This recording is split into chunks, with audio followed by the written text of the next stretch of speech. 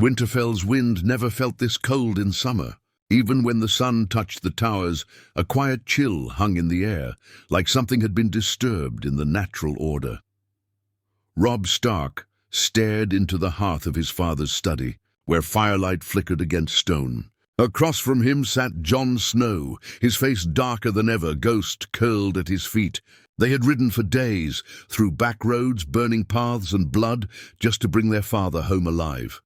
Eddard Stark lived, but barely. They had pulled him from the claws of death, from the trap King's Landing had become.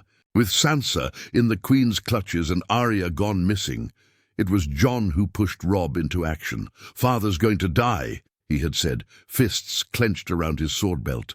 "And no one will stop it. Not unless we do."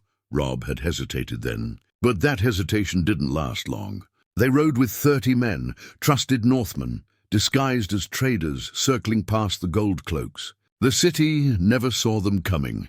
It was Jon who slit the throat of the Lannister guard outside the Black Cells. And it was Robb who carried Ned's broken body over his shoulder, like he was still a boy, carried home from a hunt. They left trails of blood behind them, but no bodies to bury. Now in Winterfell, Ned was recovering in silence. Maester Luwin said the beating he received in the dungeons, ribs cracked, legs shattered, and a gash on the back of his head, could have killed a weaker man. But Ned Stark wasn't weak. He was quiet, though, and that was worse. He didn't speak much. Only when Catelyn finally entered his room did he whisper, "The game's begun." And we broke the board. She wept beside him. "You should have never gone south. We should have brought you back the day Robert died." Ned didn't reply. But his eyes found Jon, who stood in the shadow of the doorway, face unreadable, sword still at his side. Later that night, Robb sat beside Jon atop the battlements, watching the torches flicker in the darkness. "You think we did the right thing?" Robb asked, voice low. "Bringing him back?" Jon didn't answer at first. He just stared at the stars. "You know what would have happened. They would have made him confess to lies. Then they'd have his head and parade it through the streets. That's not justice. That's slaughter," Robb nodded. "But we may have started a war." Jon looked over at him finally. His eyes looked older now, older than a boy's, colder than a bastard's. "The war already started the day they killed Jory. We're just no longer pretending it didn't." There was truth in that. The moment Robert died, the realm tilted. And by pulling Ned from the fire, they had slapped the crown across the face. News came 3 days later. A raven, sealed in red wax and cold to the touch. Lord Eddard Stark is accused of treason, of plotting against the crown, and of attempting escape from lawful imprisonment. His sons have committed acts of violence within King's Landing, and must be held accountable. Winterfell must deliver them, along with Eddard Stark, or face the wrath of the Iron Throne. It was signed with the Lion's seal. Cersei's mark. Catelyn nearly collapsed. Robb tore the letter in half. "We bring him home, and they still dare to call him traitor," he roared. "We saved his life." But Jon, ever calm now, just said they didn't want justice. They wanted his silence. Ghost growled behind him, sensing the storm in his master's voice. The letter wasn't a threat. It was a promise. War was now unavoidable. In the silence of the Godswood, Ned finally spoke again. Jon found him sitting beneath the heart tree, wrapped in furs, eyes hollow. "You were right to come for me," Ned said, his voice like frost cracking. "But I fear you've doomed the North." "I'd do it again," Jon said, sitting beside him. "Even if it cost me everything." Ned looked at him, really looked at him, for the first time in weeks. Something stirred in his expression. Regret, pride, both. "Do you know who your mother was, Jon?" Jon froze. For years, he had waited for this question to be answered, but Ned just shook his head slowly. "No, not yet. Soon, but if this becomes a war, you'll need to know. The truth may kill you, or save you." And with that, Jon realized, there were bigger games in motion than even saving a father's life. 3 days had passed since the Raven arrived. Winterfell no longer slept. The halls echoed with the sounds of sharpened steel, riders being sent to the surrounding houses, and banners being pulled from deep storage. The grey direwolf of House Stark flew again, Not for honor, not for celebration, but for war. Robb stood at the center of the courtyard, directing the blacksmiths and guards. His voice had changed, firmer now, edged with command. The boy who had hunted deer was gone. In his place stood the beginnings of a young Lord of Winterfell. Jon watched him from the steps, arms crossed, ghost beside him like a shadow. "You're becoming him," Jon muttered under his breath. Robb turned. "Becoming who?" "Our father," Jon said. "Only faster and colder." Robb gave a half-smile, but there was no joy in it. "I don't have the luxury to be slow anymore, Jon. They'll come for us. We either sit and wait to be picked off, or we make the first move." Jon nodded. "And what does that move look like?" Robb looked toward the south, where Winterfell's gates opened to the King's Road. "We ride 10,000 men. We gather the banners, and we march to Moat Cailin. If they want to accuse us of treason, then they'll see what treason looks like with northern steel behind it." Inside the great hall, Ned Stark sat beside Catelyn, his face pale but upright. His leg was still bound, his ribs tender, but his voice had returned. The moment he heard Robb's plan, he tried to rise. "You're not ready for this," Ned said, the pain in his voice sharper than the bruises on his body. "War is not honor, Robb. It's mud and blood and fire. It ruins boys like you." But Robb didn't flinch. "Then I'd rather be ruined fighting for you than bowing to the Lannisters who beat you in chains." Silence fell. Even Catelyn looked unsure whether to argue or weep. Ned finally sighed. "If you're going to ride south, then I want Jon at your side. I want someone with you who knows how to kill, and when not to." Catelyn flinched at the mention of Jon, but said nothing. Jon stepped forward, his voice calm. "I'll follow him, Lord Stark, even into fire." Ned looked into his eyes. "I know you will. That's what frightens me." That night, Jon visited Arya's room. It had remained untouched since she vanished. He sat on the bed, turning her wooden practice sword in his hands. Needle. She had left it behind when they fled the capital. Or maybe someone else took it. "She's alive," he whispered to the darkness. "I know she is." Robb stood at the doorway. "You'll see her again," Jon nodded. "When this is all over." But neither of them believed it would end so easily. The next morning, the bannermen arrived. From the mountain valleys came House Glover. From the White Knife, House Manderley. The Umbers brought their wild men. House Karstark came with cold anger in their bones. They heard what happened in King's Landing, and more importantly, what had been done to Ned Stark. Every man swore the same thing. The North remembers. Robb stood beneath the weirwood tree in the Godswood and was declared Warden of the North by his bannermen. Jon stood beside him, sword on his back, ghost watching every movement like a spirit from old legends. Ned didn't speak during the ceremony. He watched from a carved wooden chair, his hand clenched tightly on the wolf-head armrest. He looked proud, but afraid, because this war wasn't just for honor now. This was revenge. On the 5th day, Catelyn found Jon in the armory, checking his saddle straps. "You think yourself brave," she said quietly, "but you're still a boy playing at war." Jon didn't look at her. "I'm not playing." "No," she said, "but I know boys like you. You think if you fight hard enough, bleed enough, you'll earn his name. But even if you die for him, you'll still be a Snow." Jon finally turned. His voice was quiet but steady. "I don't care about the name anymore. I care about protecting what we have left." Catelyn's face didn't soften. "Then do it from a distance. Don't get too close to my sons." Jon stared at her for a long moment. "Your sons," he said softly. "Robb's as much mine as yours. Maybe more now." And with that he walked away, leaving Catelyn alone in the cold. Outside Winterfell's gates, the army prepared to march. Robb rode at the front, Jon beside him. Grey Wind and Ghost trotting ahead like twin ghosts of vengeance. From the balcony, Ned watched them leave. His heart ached, not from wounds, but from the truth. He had saved his own life, at the cost of his son's innocence. "They rode south as boys," he whispered. Maester Luwin looked over. "And returned as wolves," Ned nodded. "But the real hunt is only beginning." The King's Road had never felt so dangerous. Each mile south brought them closer to blood, closer to betrayal, and further away from home. Robb Stark rode like a man with ice in his veins, but Jon could see the way his fingers sometimes trembled on the reins when he thought no one was watching.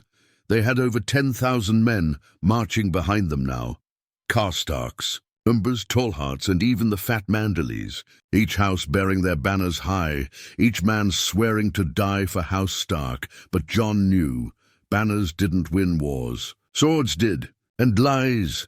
Every raven they sent to Riverrun had gone unanswered so far. Catelyn had begged Robb to pass through the Neck quickly and seek her father's help. Lord Hoster Tully still held power in the Riverlands. But they'd heard whispers. Jaime Lannister had attacked Riverrun already. The twins were closed. The Freys were silent. War had truly begun. Still, Robb pushed forward.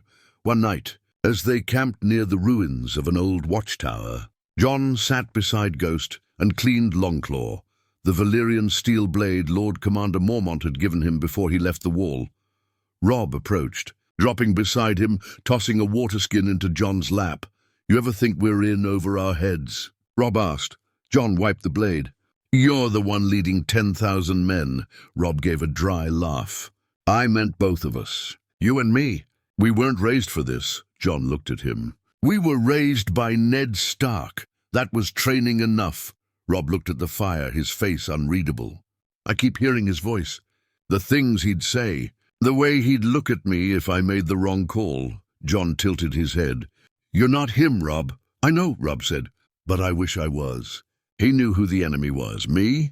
I don't even know who's waiting behind the next hill. Jon didn't answer. But Ghost's ears perked up, and Jon's hand moved to his sword before the words even came. "Riders," said Theon, riding into camp fast. 5 of them. "Coming from the south. One carries a flag, Lannisters." Robb asked, standing. "No," Theon said. "Tully colours." The riders entered the camp under torchlight, their leader a woman in dark armour and travel-dusty furs. She dismounted before Robb and Jon and removed her helm. "Lady Brienne of Tarth," she said. "I come on behalf of Lady Catelyn. Lord Hoster is gravely ill and Riverrun is under siege.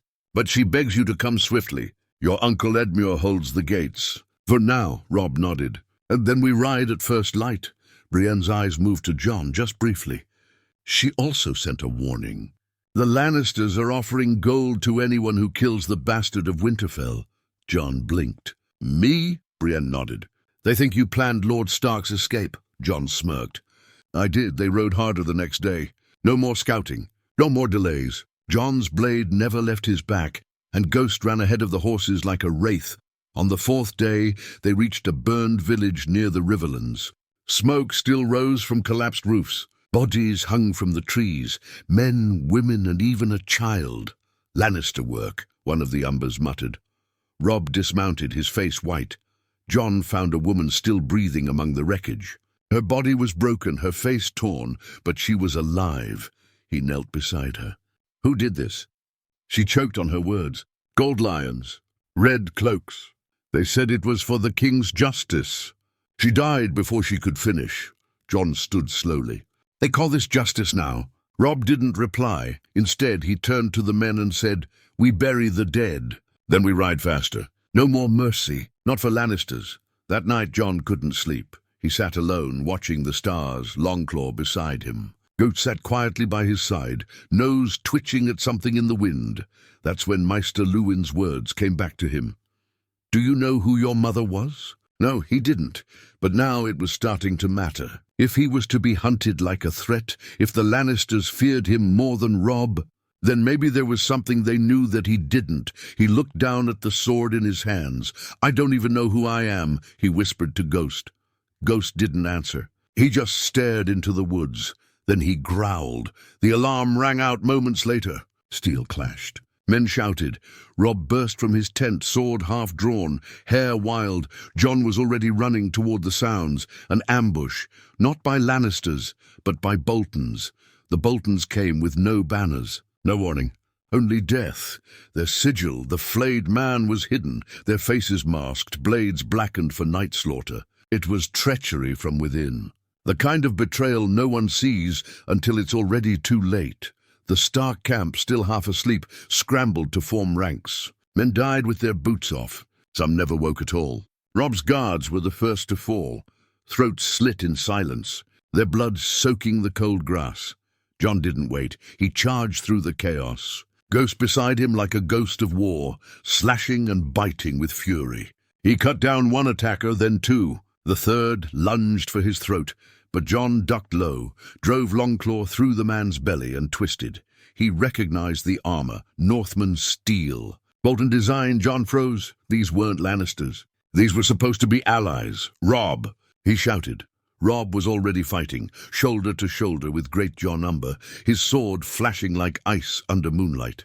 His face was smeared with blood, but his voice rang out, commanding the men to regroup. "Form ranks! With me! Hold the center!" Jon reached him, panting. "It's the damn Boltons!" "I know," Robb growled. "I saw Sir Vion's crest. They turned on us. Why? They think the North belongs to them now that Father's broken." "Cowards!" By dawn it was over. 100 men lay dead, dozens more wounded. The traitors had been cut down, but not before they carved a scar through the heart of the Stark army. Robb's cloak was torn. Blood seeped from a cut above his eye. His horse was gone, slain beneath him. He walked through the camp like a ghost, passing the bodies of men who had sworn him loyalty. Jon sat beside a dying soldier, one of the Karstarks, who had taken an axe to the gut. The boy couldn't have been older than 16. "They wore our colors," the boy said weakly. I didn't understand."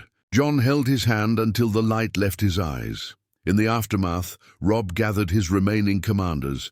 Jon stood by his side, as he always did now. Roose Bolton had not come himself. He had sent his bastard son, Ramsay Snow, to lead the attack. "A warning, a test, a statement. He means to carve his own seat from the North," said Great Jon. "He sees your father's rescue as weakness." "He sees the chaos," Jon added, "and thinks he can profit from it." Robb said nothing for a long time. Then quietly, "Burn the bodies, all of them, Stark and traitor alike.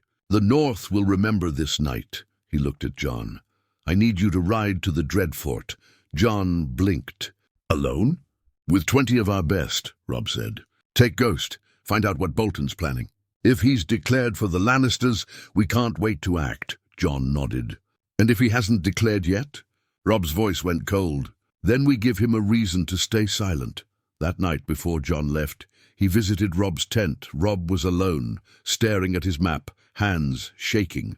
Jon paused at the entrance. "You're doing better than I would," Robb gave a hollow laugh. "I don't feel like a king. I feel like a boy pretending to wear his father's armor." Jon stepped forward. "We're all pretending. That's what makes us dangerous." Robb looked at him, truly looked at him, and something unspoken passed between them. Brothers, warriors, survivors, each bearing a burden heavier than they could admit. "If I don't—" "Come back," Jon said. "Tell father." "No," Robb cut in. "You'll tell him yourself." They clasped arms. No more words were needed. Jon rode out at first light, 20 men behind him, Ghost at his side. The road to the Dreadfort was long and bleak. They passed burned villages, flayed corpses hung like banners, and trees stripped of bark, Bolton warnings carved in flesh. At the Dreadfort, the gates were closed. Jon waited 3 days before they opened. He was brought inside alone. His men ordered to stay behind. Ramsay Snow greeted him with a smile that didn't touch his eyes. His fingers dripped chicken grease as he ate, even while speaking. "So, the little bastard of Winterfell thinks he's a prince now," Ramsay said, licking his fingers. Jon said nothing. "I must say, I expected your head on a spike weeks ago. Your father's too stubborn. I think you're just desperate to matter." Still, Jon didn't speak. Ramsay leaned forward, eyes gleaming. "Tell Robb, the Dreadfort remembers. But it remembers something different. The North belongs to the strong. And your father, well, he's a ghost." He stood, tossing the chicken bone aside. "Leave now." "Before I change my mind." Jon didn't flinch. "Next time we meet," he said, "I'm not leaving without your head." Ramsay smiled. "I look forward to it." Outside, Jon mounted his horse, jaw tight. Ghost growled low. The Dreadfort was not yet openly declared. But it would be. Jon knew then. This wasn't just war. This was rot, spreading through the North, infecting their own, and they were running out of time. John returned to the camp with ash in his mouth and fury in his chest. The journey back from the Dreadfort had been colder, quieter. Ramsay hadn't attacked, but that smile of his, that smug, greasy confidence, was worse than a sword. It meant he was planning something, and planning men like him didn't leave things unfinished. When John arrived, Robb was already in council with his lords. His armor was off, his hair wild and his eyes bloodshot. The fire in the tent was low, the mood even lower. "They've closed the twins," Robb said the moment John stepped inside. "Lord Walder Frey demands terms if we want passage." John raised a brow. "What kind of terms?" Robb hesitated. "Marriage. He wants one of us to marry a Frey daughter." John let out a sharp breath. "He wants to own you," Robb nodded. "He always did. And what did you say?" "I said we'd consider it." John shook his head. "You're not marrying a Frey." Robb looked up. "You think I want to? I'd rather marry a goat. But if we don't get across that river, we lose River Run. We lose the Riverlands. We lose everything." Later that night, John stood in the cold, feeding ghost scraps of meat by the dying campfire. Catelyn approached silently. He felt her presence before she even spoke. "You saw Bolton's bastard." John nodded. "He wants war, even if his father pretends otherwise." She folded her arms. "I warned your father long ago not to trust the Boltons. I was right then, and I'm right now." John didn't argue. "He was too tired for it. Robb listens to you," she said suddenly. John looked up. "He trusts you more than anyone else in the camp," she continued, voice low. "But I need you to understand something, John." He stayed silent. "If this war goes south," she whispered, "if Robb falls, if Winterfell burns, the people won't rally behind a Snow." John's jaw tightened. "I'm not asking for loyalty," she said. "I'm asking for clarity. You may ride beside him, fight beside him, but you will never be him." John stood. "I'm not trying to be." She stepped closer. "But people might try to make you. And when that happens, you'll have to choose. Either die as his brother, or live as his rival." Then she turned and left him with nothing but the cold and his own breath. The army reached the twins 2 days later. Grey stone towers loomed above the river, connected by the old bridge. Frey land, Frey pride, Frey power. John hated the place instantly. The Freys came out like rats crawling from holes. Dozens of daughters, sons, bastards and kin, none worth remembering, all eager to feed off power. Lord Walder himself was half dead, slouched on his throne with a smug, wrinkled grin. "So," he said, spitting into a cup, "you're the young wolf, eh? You don't look like much, bit soft in the eyes. But you've got numbers. That's worth something." Robb didn't rise to the insult. "We need to cross, and I need sons with strong blood and daughters with proper husbands. I'm not asking for your crown, boy. Just a bond." Robb stayed silent for a moment, then softly, "I will take a Frey bride. If it means passage." John clenched his fists behind him but said nothing. Later, as they prepared to move through the castle, John cornered Robb outside the stables. "You sure about this?" he asked. Robb didn't answer immediately. "He just tightened the saddle on his horse. They're leeches," John said. "You know that." "I know," Robb muttered. "But I'd marry all his daughters at once if it meant reaching River Run before the Lannisters burn it." John studied him for a long moment. "You're changing." Robb looked up, eyes tired. "So are you." The crossing took a day. The Freys didn't smile, didn't feast, didn't show any warmth. They just watched, whispered, counted numbers. John caught one of the younger Frey sons sneering at him, muttering "bastard wolf" under his breath. Ghost bared his teeth, and the boy fled like he'd seen death itself. That night, John slept with his sword near his chest. Even Robb looked uneasy, like they'd walked into a spider's web and were just waiting to feel the tug. By morning, they were back on the road, but now something was different in Robb, something cold, something that looked too much like Eddard Stark on the day he sentenced a man to death. John rode beside him. "You all right?" Robb didn't look over. "No, but I will be. Walder Frey will expect you to honor your word." "I will," Robb said. John paused. "Even if you meet someone else?" Robb finally looked at him. "This isn't about love, John. This is about keeping our house alive." And sometimes that means bleeding in ways no sword can fix, Jon nodded. But deep down he felt the weight of that decision. Marriage to a Frey would bind Robb to the very kind of leech that Ned Stark had always avoided. And Freys didn't forget slights. Not ever. 2 days from River Run, a raven arrived. Jon opened the scroll before Robb could even reach for it. His face went pale. "What is it?" Robb asked. Jon handed it to him in silence. It read, "Winterfell has burned. Your brothers are missing. Your bannermen scattered. The Greyjoys have betrayed you." Robb's hands shook as he read. He crushed the scroll in his fist, and for the first time, Jon saw something in Robb's eyes that scared him more than any battle ever could. It wasn't sorrow, it was wrath. The wind howled across the river as if it carried the voices of the dead. Jon sat beneath a twisted tree, the burned raven scroll still clutched in his hand. The words played in his head like poison dripping into a wound. "Winterfell has burned. Your brothers are missing. The Greyjoys have betrayed you." He hadn't cried, not yet. He wasn't sure he even could. Robb had disappeared after reading the Raven. No one dared speak to him, not even his bannermen. He hadn't spoken a word in 2 days. That night, Jon finally found him on a hilltop overlooking the Riverlands. Robb sat alone, sword buried in the dirt, staring at the stars. "They were just boys," Robb whispered. Bran couldn't even walk. And Rickon, he barely knew what war was. Jon sat down beside him, quiet. "It's my fault," Robb said. "I left them to protect father. And now they're gone." Jon shook his head slowly. "No, it's not your fault. You trusted our bannerman, Theon." Robb's jaw tightened. "He was my brother. We raised him like one." Jon's voice dropped. "He never saw it that way." Robb looked down at his hands. "I'd trade every victory I've had just to know they're alive. Every battle, every sword. I'd go back and—" "We can't go back," Jon said. "Only forward. If we stop now, their deaths mean nothing. If we fall apart here, Winterfell truly dies." Robb looked up at him. For the first time since the war began, he looked broken, but Jon wasn't. Not anymore by morning. The camp was awake with fury.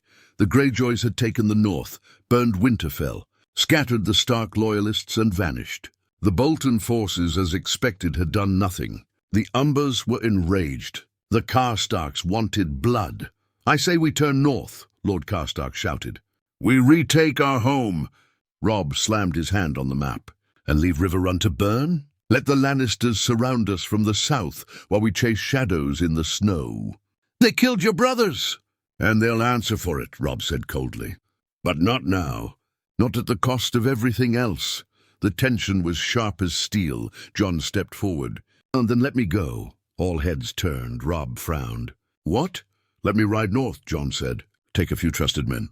Find out the truth. If Bran and Rickon live, The sun had barely touched the sky when Jon Snow rode out of the Stark war camp, his cloak snapping in the wind, Ghost running silently at his side. Behind him rode a small group, men he trusted, men Robb handpicked. Northmen who still believed in loyalty over gold.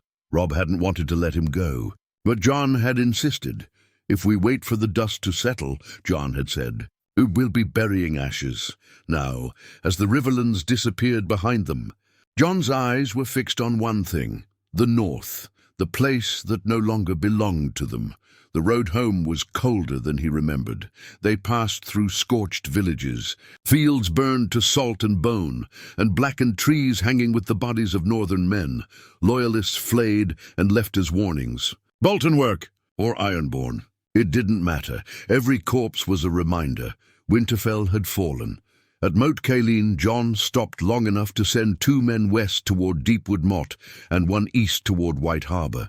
"If there are still Starks alive," he told them, "they'll have gone to ground. Wolves run when the forest burns, but they always return."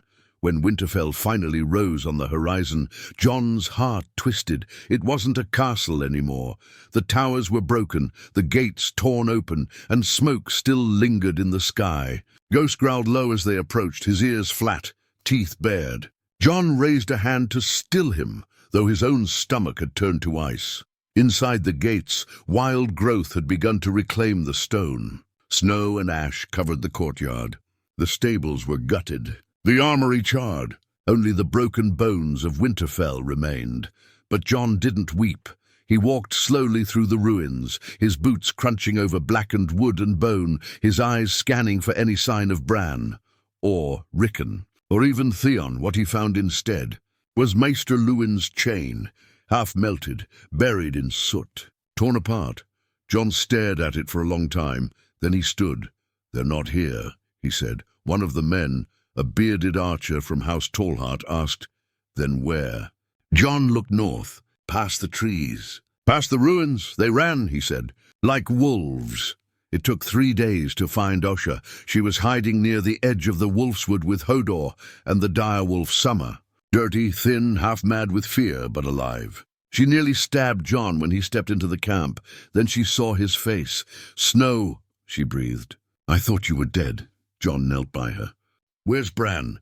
And Rickon?" "They're alive," she said quickly. "Alive and gone. I sent them north. Past the wall." Jon's blood ran cold. "You what?" "I had no choice," she said, her voice breaking. "Theon betrayed us. The Boltons came after. There was no safety in the north. Not for them, but the wall. Your brothers. It's the only place they might still be safe." Jon sat back, stunned. Ghost paced nearby, restless. "They're alive," Osha said again. "But you better pray your night's watch hasn't fallen to crows and shadows. That's where they're headed." Jon covered his mouth with his hand. The wall, beyond his reach, beyond even Robb's. He looked toward the horizon, where the north turned into frozen wilderness. "Bran, Rickon, you're ghosts now." Back at the ruins of Winterfell, Jon lit a fire. He tossed the bones of Maester Luwin into it, the last of the old godsmen. A final goodbye. Then he looked up at the stars and whispered, "You were right, Father. We broke the board, and now we're just pieces, scattered to the wind." He stayed by the fire until morning. Then he mounted his horse and began the ride back. When Jon returned to the camp outside River Run, he found it already changed. Tully banners now flew beside the Stark sigil. Edmure Tully had survived the siege and opened the gates, joining Robb's cause. But the air around the camp was heavier, like grief-wearing armor. Robb was waiting in his tent, alone. Jon stepped inside and threw his cloak down. "They're alive," he said. "But they're gone." Robb didn't speak. Jon explained what Osha had said, about the boys fleeing north beyond the wall, about Theon's betrayal, about the burning, about Luwin's death, and when he finished, Robb simply nodded once. Then he picked up his sword and placed it across his knees. "Then we stop playing at war," he said. "We end this." Jon blinked. "What do you mean?" Robb's eyes burned. "The Lannisters started this by taking Father. The Boltons turned on us. The Freys will turn too. Mark me. The Greyjoys stabbed us while we bled." He leaned forward, voice low and deadly. "So now we bleed them." Jon said nothing for a moment, then nodded once. "Then we start with the wolves that wore sheep's skin." Robb smiled without warmth. "We start with the Boltons." The northern wind screamed, like a dying animal, as Robb Stark's army descended on them. Dreadfort, no banners were raised, no horns were blown. There would be no warning. This wasn't a battle, it was justice, it was vengeance. Jon rode beside Robb in the darkness, Ghost padding silently ahead, his red eyes glowing like coals. Behind them came the chosen few, 500 of the best swords in the north. Umbers, Manderleys, Castocks. Every man here had lost something to the Boltons, and none intended to leave without blood on their blades. Robb pulled his horse to a stop on a hill overlooking the Dreadfort. The sky was grey, not quite night and not yet dawn. Just enough light to see the towers, the same towers that once claimed loyalty to House Stark. Jon stared down at them with cold eyes. "They'll have traps," he said. "Ramsay doesn't fight fair." Robb's voice was ice. "We don't need fair. We need final." They dismounted and prepared for the breach. The assault began with silence. Jon and 20 men slipped in through the drainage tunnels at the back of the keep, cutting throats and clearing the way, while the main force waited in the shadows of the hills. Ramsay's dogs barked once, then went silent. When the gates opened from within, Robb led the charge like a wolf set loose. Steel clashed. Arrows screamed. The Dreadfort defenders were caught in their beds. Some fought, some fled. None survived. Jon fought like a ghost, Longclaw slicing through flesh with a whisper. He killed a Bolton knight on the stairs, then another in the hall. Ghost tore a man's throat out beside him. They fought room to room, floor to floor, until finally Jon reached the main chamber and found Ramsay waiting. The bastard of Bolton stood in front of his father's great chair, wearing black leathers, face calm. Around him, a circle of corpses already bled into the floor.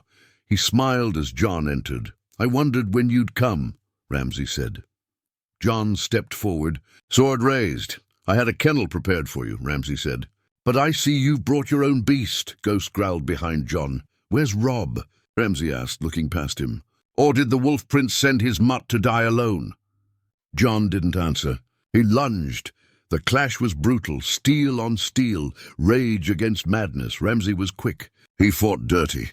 Cuts opened on Jon's arms, across his ribs, but Jon didn't stop. Didn't think. He fought for Bran, for Rickon, for Ned, for Luwin, for every flayed man hung from a tree, for Winterfell. When it ended, Ramsay was on the floor, bleeding from the mouth, coughing on his own spit. Jon stood over him, panting. "I wonder," Ramsay said weakly, "will Robb Stark thank you when he's king? Or will he always wonder if you wanted the crown yourself?" Jon's face didn't change. He raised Longclaw and ended it, by dawn. The Dreadfort was nothing but smoke and blood. Robb stood in the courtyard, his cloak torn, face grim. Jon approached him, dragging a Bolton banner behind him. "It's done," Jon said. Robb looked him in the eyes. "I never asked you to kill him." Jon nodded. "I didn't do it for you. That evening they burned the bodies. Every Bolton man, every traitor." Then Robb walked into the great hall and stood before the chair that once belonged to Rose Bolton. "I name the Dreadfort forfeit," he declared. "Its line is broken. Its halls are cursed. Let no lord ever rise here again." The men cheered, but Jon didn't. He stood apart from the crowd, watching the fire crackle, the smoke rise, and he felt nothing. Days later, back at River Run, a raven came with news. Catelyn Stark had been taken by the Freys, and they demanded Robb bend the knee and return to the twins, or she would die. Robb crushed the scroll in his fist. "We can't," Jon said. "You know it's a trap." Robb's eyes filled with fire. "They have our mother." Jon looked away. "They won't keep her alive either way. You know that." Silence fell, and in that silence a choice was made. Robb turned to his commanders. "Ready the men. We march for the twins." That night Jon went to the Godswood alone. The old gods offered no answers. Only wind, only cold, only silence. He knelt beneath the heart tree and whispered, "Father, if you can hear me, we tried, we saved you. We fought for the North, we bled, but it's still falling apart." Ghost whined softly behind him. Jon clenched his fists. "We brought you home, Ned Stark, but it cost everything." He stood, eyes hard. "Now we burn the world to keep it."